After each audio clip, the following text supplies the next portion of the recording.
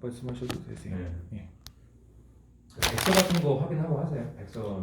옛날에는 했는데 네. 요즘은 그냥 차트만 보고 해요, 그냥요. 예전에 저도 백서 같은 거 확인해서 네. 1년 정도 들고 갈 거, 뭐 IQ 할 거 이런 것들 네. 많이 공부하고 했었는데 지금 시간에서 그건 좀 아닌 것 같아요. 지금은 진짜 그냥 단순히 가서 수익 내고 네. 그래서 마진이 더 걱정하는 마진은 장기로 거의 투자를 많이 하잖아요. 네. 마진도 많이 넘어가긴 했는데 선물도 이거 사태 보면은 절대 중장기로는 6개월 막 1개월 이상 들고 가는 건 아닌 것 같고 그때 짧게 수익을 계속 내는 게 맞는 것 같아요. 그래서 네. 백서나 뭐 이런 거 보라고는 이제 좀 추천하기 좀 힘들 것 같은데 대신 그 마케팅 같은 거 그 종목의 트위터 같은 거는 혹시 들어가 보세요? 아니 트위터는 안 봐요, 선생님. 코인마켓 탭은 아시죠? 네, 알아요. 거기서 보면 트윗 들어갈 수 있거든요. 네. 트위터 같은 거다 링크가 돼 있어서. 네. 그러니까 만약에 물론 차트로만 할 때는 단타로 차트할 때는 상관이 없는데 네. 예를 들어 어떤 정보를 듣고서 이제 진입하는 종목들도 있을 거 아니에요. 네. 그래서 그런 것들은 트위터 한번씩 들어가 보셔서 네. 얘네들이 지금 어떤 이제 활동을 하고 있나. 진짜 뭐 내가 이런 조촐한 정보 듣고 트위터 들어가 봤는데 예를 들어 올해 한 5월 이후에 트위터 이력이 없다. 그럼 지금 재단이 이 활동을 안 하고 있다는 거잖아요. 네. 근데 굳이 그런 거에 내 돈 들일 필요는 없는. 물론 펌핑해서 메이킹 차트를 만들 수 있겠지만 네. 굳이 저는 그런 거는 추천을 안 드린다는 이제 얘기를 드리는 거고요. 코인마켓 캡은 매일 들어가 보세요. 거의 보죠. 매일은 아니더라도 일주일에 한 번은. 저는 코인마켓 캡은 거의 매일 보는데 왜냐면 거기 보면은 딱 쭉 이렇게 나와 있잖아요. 예전에 저희가 프로그램 만들기 전에 저는 엑셀에다가 코인마켓 캡 하나씩 거래량 비교해서 매일 체크하고 있었어요. 이게 되게 도움이 많이 되거든요. 어떤 식으로? 네. 예를 들어 이런 식으로 이렇게 네. 순위가 나오는데 여기서 볼륨 거래량 위주로 좀 봐요. 거래량 위주로 보면은 예를 들어 리플이 오늘은 이만큼인데 어제는 이거보다 적었어요.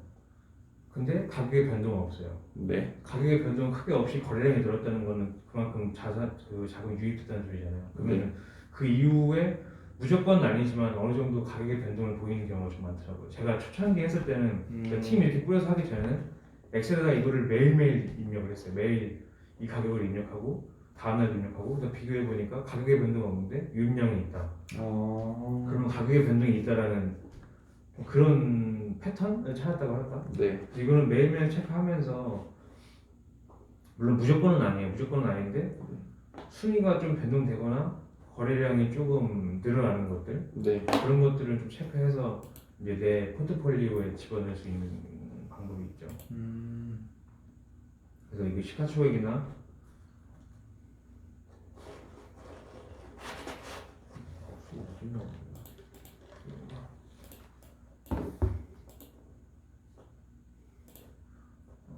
시총이나 거래량 얘네들이 일단 무조건 항상 봐야 돼요. 매일 차트만 보고 들어가기 전에 네.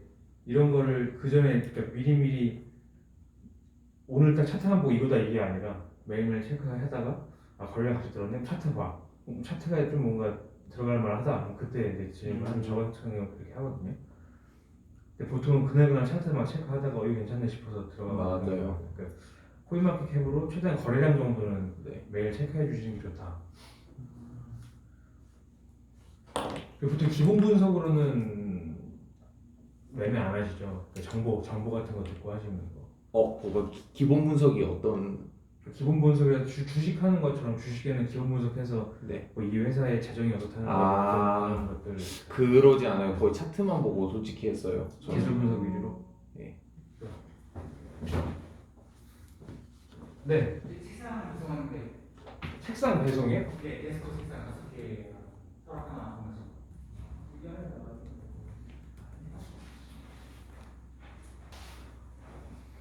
잠깐만요. 좀 어수선해요 지금. 네. 기술 분석 위주로만 하신다고 하니까 네. 저도 근데 솔직히 기술 분석 위주로 하기 전에 팀 내에 따로 정보 분석하는 사람이 따로 있어서 예를 들어 어떤 분석 정보가 있다, 어떤 뭐 이슈가 있다, 그럼 저희가 이제 그 이슈를 가지고 차트 분석을 해서 이 차트가 이제 지금 매매 괜찮은 것 같다, 그럼 그때 이제 진입을 하거나 이런 경우가 있거든요. 근데 혼자 하실 때는 아마 그거 두 가지 하긴 힘드실 거고, 그리고 이미 내 귀에 들어온 정보는 다 차트에 천만에 가까워 봐야 돼요. 거의요. 저희처럼 그 정보 분석가가 있어서 어떤 이슈를 빠르게 체크하는 게 아니면은 이미 다 이 사람들은 다 듣고서 오는 정보라서 그 정보만 가지고 옛날에는 왜 호재 정보 같은 것만 듣고 매매하는 사람들 많았잖아요. 차트 분석 안 해요. 그래서 이거는 약간 써는 건데 차트 분석 위주로 하신다고 하니까 네. 정보 분석은 일단 4개 들어오면 좀 늦었다 싶은 게 네. 맞는 것 같아요. 그리고 제가 맨 처음 말씀드린 게 좀 여러 가지 들고 있는 거는 단점이 좀 커요. 그 리스크 네. 관리. 여기 보시면은 예를 들어 어떤 뭐 초기 농부가 있는데 네. 제가 설명 때 그런 식으로 했었는데 뭐 1년 농사 질 거 하나랑 그다음에 중장기 질 거, 그다음에 단기로 질 거 이렇게 세 개를 가지고 포트폴리오를 짜는 거랑 초기 이제 초보 농사꾼 막 이것저것 다 나눠서 하는 거랑 이 중에 뭐 어떤 건 효율적이고 어떤 게 잘 될지는 솔직히 모르는 거잖아요. 근데 여기서도 굳이 수익률만 따져보자면은 이 세 개의 종목이 각각 100%가 나야지 이제 내 총 수익이 100% 나는 거잖아요.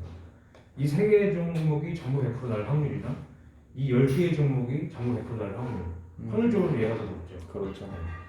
그리고 이거는 똑같은 100만 원이 있으면 10개 10만 원씩 골고루 분산을 하던가 분산을 해야 되는 건 이거는 적어도 30만 원씩은 분산할 수 있으니까 수익률도 높을 수 있으니까 그러니까 제가 말씀드리고 싶은 거는 적어도 5개 이상은 안 가져가시는 게 좋다. 네. 물론 막 수익률 보면은 눈 돌아가요. 근데 거기에 너무 연연하시는 것보다는 내가 내 자신 저 같은 경우는 이렇게 했고 5개 들어가면 하나 나오면 그 다음 또 하나 들어가고 굳이 욕심 막 안 내고 이렇게 했었어요. 제가 퇴사할 때 하루에 수익 하루에 5%인가? 하루에 5% 회사에서 이제 일하면서 하루에 5% 뛰기만 했어요. 그 당시에는 원래 불장이라 되게 쉬웠거든요. 네네. 그냥 진입하고 5% 나가면 무조건 나가고 그리고 더 이상 진입 안 하고 이런 식으로 해서 한 달에 100% 20%가 한 달에 20일 출근하잖아요. 나가서 5%만 먹고 그다음 먹으면 안 하고 이런 식으로 한 달에 100% 먹는 거를 목표로 해서 그렇게 했었거든요. 그런 식으로 욕심 안 부리고 하면은 충분히 뭐 수익 낼 수는 있죠. 지금 매년 했어요 알트코인. 그러니까 저는 아까 뭐 말씀드리긴 했는데 거의 18년도 거의 완전 끝자락에 들어와가지고 그때 그래도 많이 고점. 예, 거의 완전 고점에 들어갔다가 그리고 계속 그러니까 그냥 진짜 묵혀만 뒀었어요. 그냥 안 보고. 그러고 한 다음에 제대로 한 게 거의 뭐 작년 때부터 매매만 했었던 거고 공부 시작한 건 3개월 정도 이런 상태가 있죠 지금. 그러니까 10개 지금 들고 계시다는 건 좀 정리를 할 필요가 있을 네. 것 같아요. 지금 다 수익권이에요? 아니면 그거는 다 수익권이더라고요. 예. 정리를 좀 하려고는 했어요 안 그래도. 정리 좀 하시고 지금 아까 말씀드린 중장기라는 건 필요가 없기 때문에 계속 아까 이제 앞으로 지지저항 그거 넣고 지지선 이탈하면 무조건 그냥 파는 거예요. 지지선이나 추세선 이탈하면 무조건 팔고 그 다음에 또 들어가면 되니까. 근데 옛날에 존버라는 말 많았잖아요. 네. 굳이 존버할 필요가 없거든요. 이약 제가 말씀드린 거고 그 다음에 원칙을 설정하는 건데 이거는 제가 이제 처음에 저 혼자서 매매할 때 그때 세웠던 원칙은 이게 차트가 주식에서 이제 시작된 거잖아요. 주식책에서 제가 보고 좀 괜찮다는 말만 가지고 온 건데 일단 투자하는 것도 내가 사업하는 거라고 생각하라고 하셔야 돼요. 절실하게 그냥 누구 말 듣고 막 하는 게 아니고 지금 공부하시는 것처럼 공부를 하는 내가 어쨌든 노력하는 만큼 그 결실은 따라오는 생각하거든요. 그래서 좀 절실하게 할 필요가 있고 차트 분석이 무조건이라고 믿으시면 절대 안 돼요. 네. 차트 분석은 그냥 확률 게임이라서 이럴 가능성이 있다지 무조건 이렇게 간다는 게 아니거든요. 그래서 차트 분석은 내가 참고하는 지표일 뿐이니까 100% 가능성이라는 건 믿고 하시면 절대 안 되고 그리고 매매 원칙이라는 게 손절은 잘하세요 손절? 요즘은 하죠. 마진을 하면서 하게 됐어요. 예. 사는 것보다 파는 게 더 어려워요. 맞아요. 가격이 올라가도 더 올라갈까 봐 못 팔다가 좀 내려가면 이러고 내려갔다 반등을 하고 못 팔고 이런 식으로 파는 게 제일 어려다가 결국 손절을 못 하거든요. 네. 잠깐만요.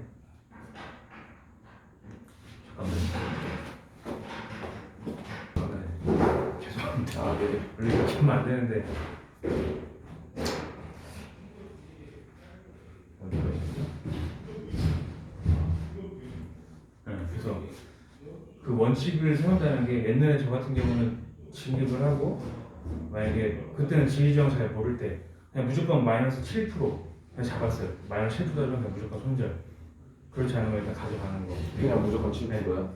그 처음에 그러니까 지금 그렇게 하시면 네, 돼. 처음에 그런 원칙을 잡았다는 거죠. 근데 보통 처음에 원칙 없이 그냥 막 진행하시잖아요. 손절도 없이 그냥 무조건 존버하고 그러니까 그렇게 하면 안 된다는 거죠. 손절의 원칙 정해서 처음에는 퍼센테이지 마이너스 7%, 마이너스 10% 아니면 내가 마이너스 20%까지 버틸 수 있다면 20%까지 네. 그런 식으로 손절 원칙 정하고 매도도 처음에 지지저항 모를 때는 저 같은 경우는 아까 말한 하루에 5% 잡다가 좀 7% 잡다가 일정서 늘려가면서 그런 식으로 했었거든요.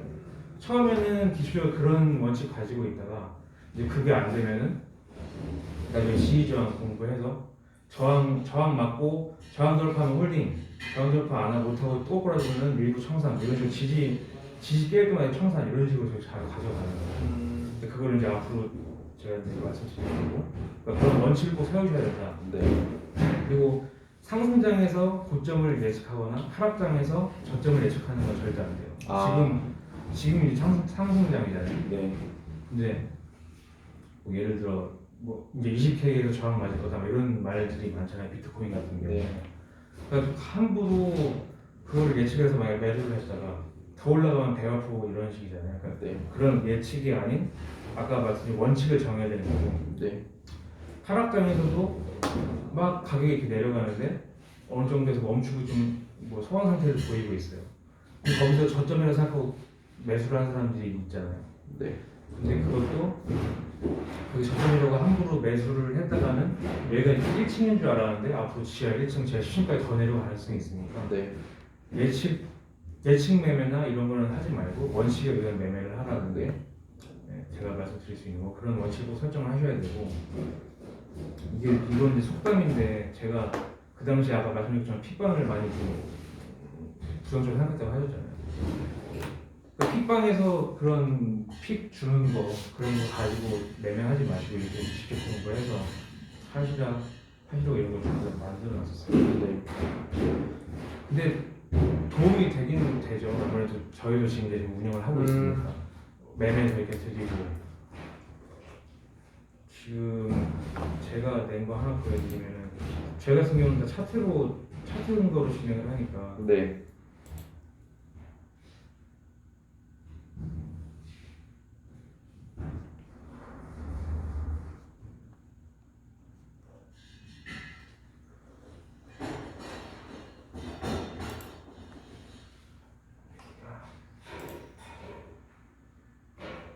이걸 저희가 운영하는 건데 보시면은 저 같은 경우 이런 식으로 차트 근거를 드리고 왜 이거를 이렇게 해야 되는지 근거를 다 드려요. 네. 이런 식으로 이제 본인이 근거를 만들어서 타겟 잡고 엔트리 잡고 손절 잡고 이렇게 운영을 하시면 돼요. 맞아요. 네. 이것만 할 줄 알면 굳이 방에 들어갈 필요 없거든요. 물방. 근데 여기 계시는 분들은 그런 공부를 지금 안 하려고 하는 거니까 하고 여기 계시는 거니까 네. 스타일이 다르다고 보시면 돼요. 저분들을 이제 옛날에 제가 좀 많이 못했는데 네. 이렇게 못할 필요는 없더라고. 저 사람들은 내가 편하게 더 매매하려고 하는 거니까. 네. 그래서 캔들 차트는 좀 읽을 줄 아시죠? 다 뭐가 양봉, 운동 네. 다 아시는 거고 네. 그건 굳이 할 필요 없고 고가, 저가, 종가 다 아시는 거고 캔들 차트 해석은 굳이 할 필요 없을 것 같고요. 대신 캔들 패턴은 아시는 게 뭐 혹시 뭐뭐 있으세요? 차트 패턴 말씀하시는 건지 캔들이요? 네. 뭐 이거는 다 알아요. 적산벽, 흑산벽 알고, 네, 뭐 앵걸핑 알고. 내용 다 알고 모닝스타, 네. 모닝스타 다 아시고 예. 캔들 패턴은 굳이 제가 더 말씀 필요 없는데 패턴이 캔들 엄청 많잖아요. 캔들도 네. 패턴. 근데 이 중에서 제가 제일 신뢰하는 거는 이브닝 스타랑 모닝 스타. 이거 두 가지만 신뢰하고 나머지는 안 봐요. 네. 그리고 제가 차트가 다 과거에서 네. 유래가 된 거니까 과거 패턴을 다 보면은 이 이브닝 스타나 모닝 스타가 주봉이나 일봉에서 나타나면 되게 신뢰성이 좀 크더라고요. 주봉이. 단기봉도 물론 그런 가능성이 높은데 네. 단기봉들은 그래봐야 그 상승 갭이 좀 적어지니까 이게 비트코인 옛날에 이제 차트에서 캡처했던 건데 이런 식으로 이게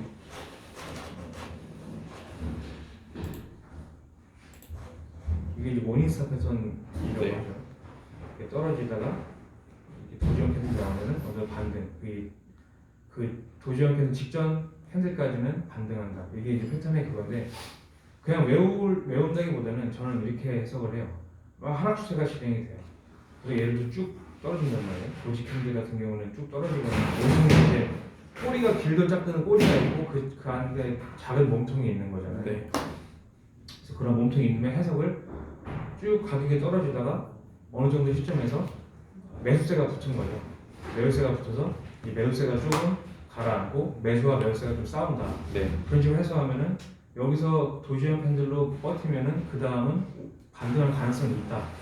반등할 높다도 아니고 있다고 보셔야 돼요. 그래서 세팅을 어떻게 하냐면 이건 보통 일봉으로 도지형 캔들 마무리가 되면 다음날 어제 일봉 나왔고 오늘 도지형 캔들 마감되면은 오늘 시가에 일단 배팅을 하는 거예요. 그냥 네. 이거는 배팅으로 가요. 오늘 시가에 배팅을 해서 아까 피보나치 이제 아신다고 했으니까 네. 피보나치를 여기서 이 고점에서 저점까지 피보나치를 이 음봉 캐널에 네. 저점에서 고점 피보나치를 만들어요. 네. 그럼 이제 50% 라인이 생길 거 아니에요. 네. 50% 라인을 돌파하면은 그 다음은 위로 더 갈 확률이 높다. 근데 50% 라인을 돌파 못하면은 거기서 매도 치는 거예요. 그날. 아. 저는 그러니까 저 같은 경우는 이렇게 대응을 해요. 모닝스타 캔들. 네. 얘도 마찬가지로 피보나치 긋고 50% 라인 돌파하면은 더 갈 가능성이 있으니까 그 다음 날까지 가져가고 일봉으로 만약에 돌파 못하면은 여기서 그냥 매도 치고 끝. 그래봐야 그래도 몇 프로 수익 먹고 나오는 거니까. 근데 뭐 지금 좀 질문이 있는데 피보나치 올라했을 때 저점에서 때리잖아요. 지금 몸통에서 근데 아니 그 양방향 다 사용할 수 있어요. 그거 제가 이따가 말씀드릴 건데 네. 아까 그 확장 비율도 네. 밑에서 위를 한 다음에 네. 그럼 161.8초가 위에 나타나거든요. 네. 그렇게 해서 목표가를 정하는 네. 거예요. 네. 이거 위에서 밑으로 50%는 밑에서 위로나 위에서 밑으로 네. 똑같아요. 지금 50%라는 그 선생님이 혹시 이렇게 그 이거 방향도 있는데 그 음봉 지금 보면은 그 몸통하고 그 다음 몸통 그러니까 지금 하락 추세라고 적혀져 있는데 네. 그러니까 음봉이잖아요. 강한 음봉. 그리고 도지 나왔는데 예. 근데 도지의 몸통에서 지금 그 피보나치 그으신다고 아까 말씀하신 것 같아가지고 여기서요.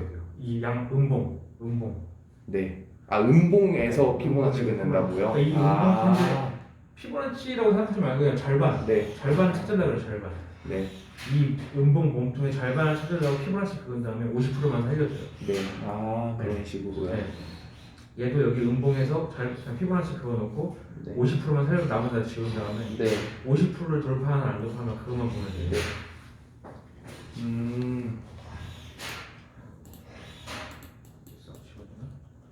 이걸 다시 말씀드리면은 네. 그냥 그렇게 외우시면 돼요. 네. 모닝스타 캔들은 배팅.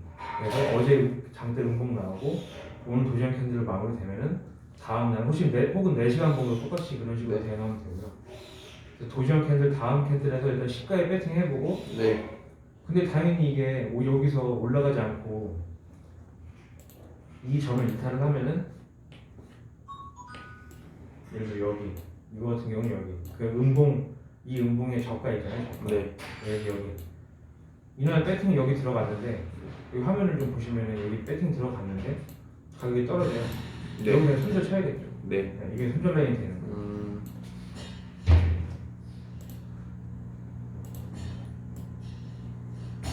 이브닝스는 반대인 거잖아요. 네. 이브닝 같은 경우는 매도 포인트를 볼 수 있는 거예요. 모닝스타는 매수 포인트라고 하면은 예를 들어 내가 지금 어떤 물량을 보유하고 있어요. 네. 근데 가격이 이렇게 오르다가 여기 도지 나왔어요. 그러면은 일단 다음날 여기서 이렇게 음봉 나올 거 생각하고 네. 얘가 양봉이니까 여기서 일단 물량 일부 매도하는 거죠. 네. 매도하고 올라가면은 나머지 보유물량에서 홀딩을 갖고 가면 되는 거고, 만약에 얘 똑같이 이 양봉에 50% 라인을 이탈하면은 그때는 청산해서 대응하는 거고, 근데 50% 라인을 지지받고 올라가면 일단 거기서 애기 두는 거고. 그래서 네. 얘는 모닝스타는 양봉, 모닝스타는 전일 음봉의 50% 라인을 넘나 안 넘나, 이브닝스타는 전일 양봉의 50% 라인을 지지하는가 이탈하는가, 네. 이거를 보시면 돼요. 그래서 얘는 매도 포인트, 얘는 매수 포인트. 네. 어쨌든 뭐 개념을 알고 계시니까 그렇게 어렵지 않죠. 원래 알고 계셨던 개념이니까. 그럼 지지저항도 지금 뭐 원래 알고 계시니까 사안적 의미로 보면 이런 거예요. 지지 같은 경우는 주가가 하락하고 있다가 뭐 어느 선에서 더 이상 내려가지 않는 선. 저항 같은 경우는 주가가 쭉 올라오고 있다가 어떤 선에서 돌파하지 못하는 선. 그걸 지지저항이라고 하는 거고 다 알고 계실 테니까. 네. 이 제로드롭이라는 사람이 이제 그 돌파매매의 왕이라고, 주식의 왕이라고 불리는데, 이 사람은 항상 매매를 이렇게 했대요. 보통 지금 우리 뭐 핏방이라나 이런 데 보면은 매수를 보통 내려오고 지지받은 선에서 매수하라고 이제 보통 알려주거든요. 네. 왜냐면 저 밑에서 사야 되니까. 저희도 그런 전략 좀 많이 내긴 하고, 밑에서 그래야 그 극대화된 수익률을 볼 수 있으니까 밑에서 사야 돼. 근데 이 사람은 항상 매매 돌파 매매, 어떤 저항을 계속 하고 있다가 이렇게 오면 안 사고 있다가 이 저항을 돌파하는 순간 매매를 했대요. 이 사람의 매매 방식은. 이렇게 해서 주식의 왕이라고 불리는 사람이 있는데, 돌파 매매도 분명히 어떤 순간에 써야 될 때가 있어요. 돌파 매매를 알려면은 저항선을 알아야겠죠.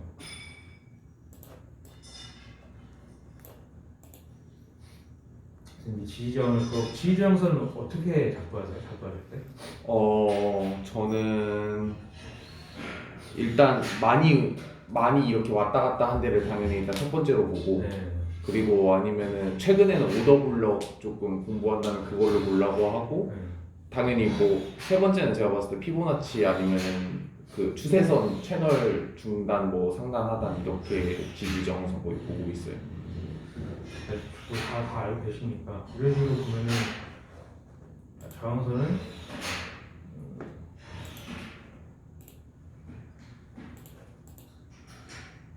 나오죠. 일단 제일 고점.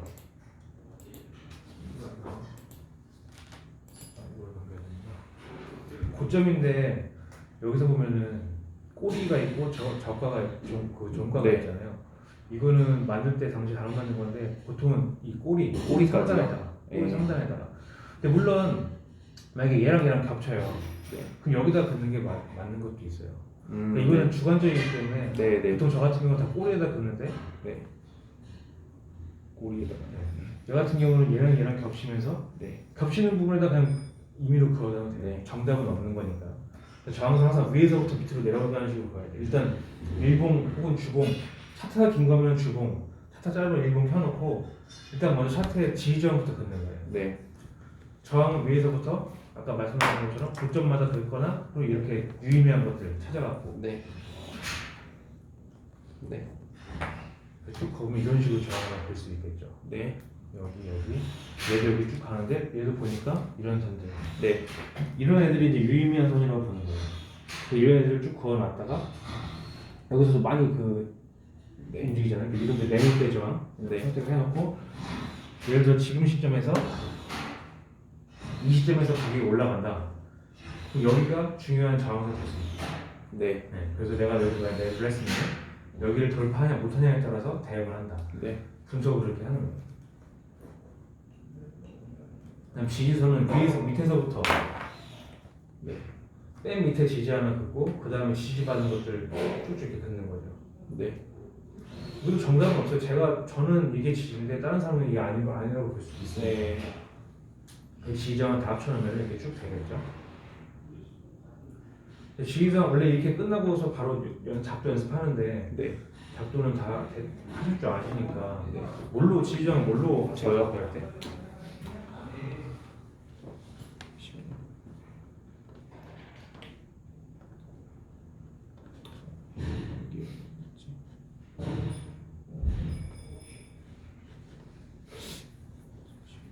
아까 바뀐 거 여기 있네요. 이거 좀 여기 지울게요. 피부나치 말고는 따로 지지하고는 안 지금 안 그어놓은 건데 사용 확인하세요. 네 원래 써요. 잠시만요. 아마 저장되어 있을 것 같아요. 네. 제가 한번 잠깐 그려봐도 될까요? 네. 그거 어떻게 하시냐 보려고. 저는 일단은 당연히 지지는 거의 이런 식으로 그려요. 그거 끝. 위주로. 네 거의 이거가 꼬리 위주로 당연히 긋고 네. 그래서 여기에서 대략적으로 그리면은 이렇게 하고 그러니까 꼬리 위주로 거의 항상 긋고 있고요. 네. 이 정도 라인하고 지지 라인 말씀하시는 네 거예요? 이거는 지지고 뭐 일단 이걸 1차적으로 긋고 네. 그리고 이렇게 많이 있는 구간에 이렇게 되어 있다고 하면 이렇게 많이 있는데 중간 정도도 긋고 있고 지지는 이런 식으로 거의 보고 있고요. 거의 관점이 네. 그리고 지금 저항 보이시고. 네 이제는 저항은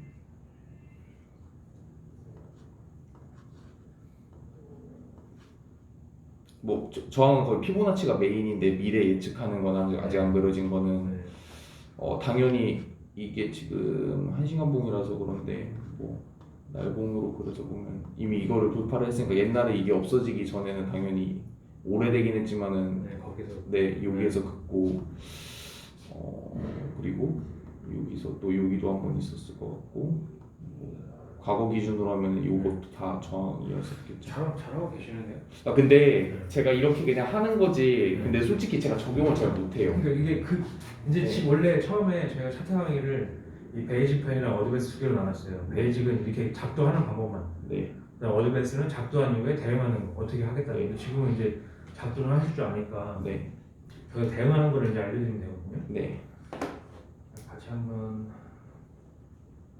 일단 지 저항만 가지고 하는 거예요. 원래 네, 물론 차트는 복합적으로 다 대응을 해야 되는데 네. 지 저항만 지금 가지고 한번 해보자면은 네.